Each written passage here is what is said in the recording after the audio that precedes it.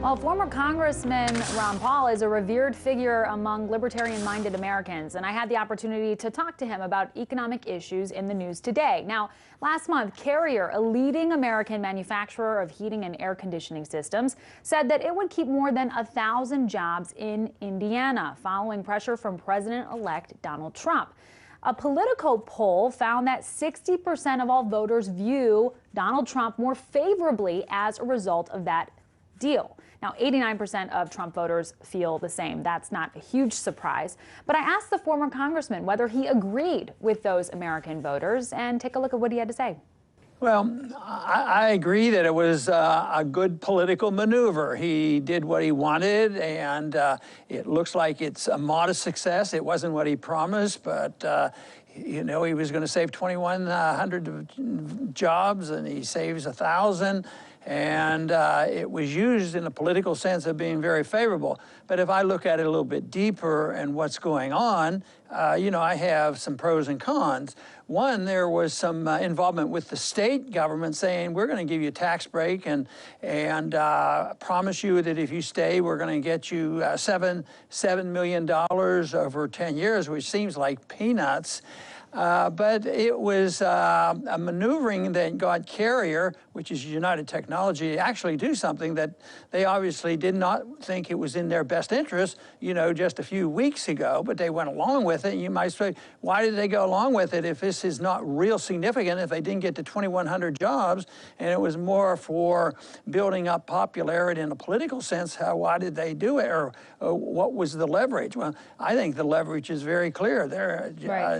United Technologies depends on contracts. I mean, I think there's $23 billion of military contracts. As a matter of fact, they had a new contract even in December for several $million dealing with F-35. So I think last year they had $6 billion. So we have a tremendous amount of leverage, and there's a lot of power with the president to deal with that. So if you're doing deals and you have that kind of money to make deals, you can get people to do certain things. So yeah. I'm less excited about it, but I would certainly promote the whole idea of a better tax structure. Right. I would do much more. I would really slash taxes, encourage people to stay here. Yeah. Now, yeah, I mean, what you said seems very accurate, that a lot of optics is at play here, and that was a really part of him making this deal. And you mentioned, you know, United Technologies, the parent company. Interestingly, the CEO of that company said just recently on another news program, he said that point blank, you know, we are going to have to drive down costs as a result of keeping those jobs here in America, and that means more automation. So a lot of people are questioning, are we really saving any jobs here? Well, in the long term, you can't really tell. If jobs are replaced by some modern technology, people get very frightened. If it's just that, just modern technology, usually those jobs go someplace else, and just because there's a change. But yes, he will have to. They had made a calculation. It was in their interest. But I would like to see that long term, not next month, and there's no way to promise this, is it should be beneficial to a company to stay. But that's why if I had been in a position of advising or participating in this debate, I would say concentrate on a 15% tax on capital gains and on corporate profits, and that would have been cutting down on costs. That's what we want. But other people go to technology. If wages go up and they can't afford it, they have to act in the best interest of their company. They have to make profits and take care of their stockholders. And if there's a bad situation here business-wise, those conditions have to be changed. So that's quite a bit different than sort of badgering people into doing what we want on the spur of the moment. Yeah.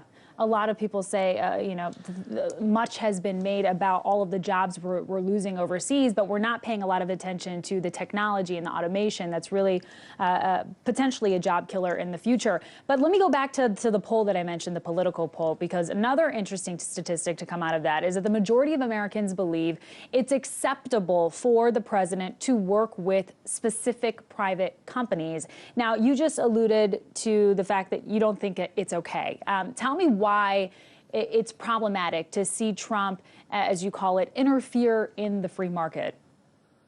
Well, because it's interfering with the free market. I'm a believer in voluntary trade. I don't believe in managed trade. I don't believe in these managed, international organizations.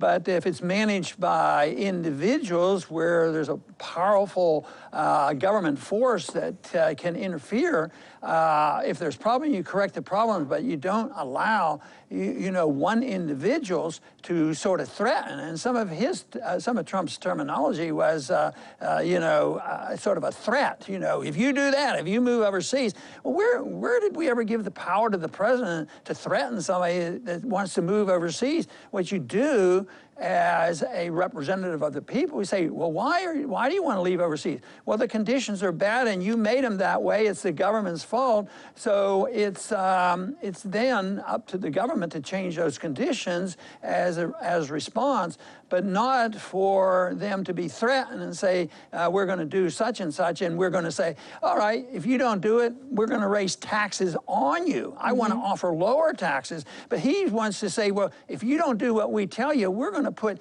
taxes of 35% on the imports, which who's that going to hurt? Our consumers. The market is supposed to always protect the consumer. So if you get threatened with high taxes, you put these people in a bind. It's way too much power for a president to have. A president should be, motivated to move to a freer market and let people provide the best product at the best price, and that's how you would have a healthy economy. And do you think a policy like that, a tariff of 35% on companies who want to move their operations abroad, do you think that could start a trade war?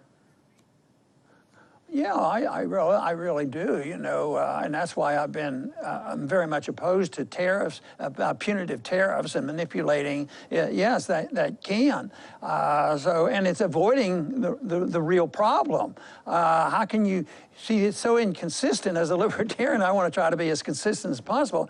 If I want to lower taxes to help the businessman be competitive, why should I threaten them with higher taxes if they don't do exactly what we say? Maybe there's other circumstances. Maybe in a very healthy economy, somebody might decide for some reason, well, I'm going to move my business overseas. Well, in a free country, you're supposed to be able to do that. And one of the definitions for a libertarian about a free country is you're free to leave when you want.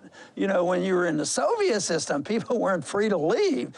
So this is a big difference. When you're not free to leave, you've lost a certain amount of freedom.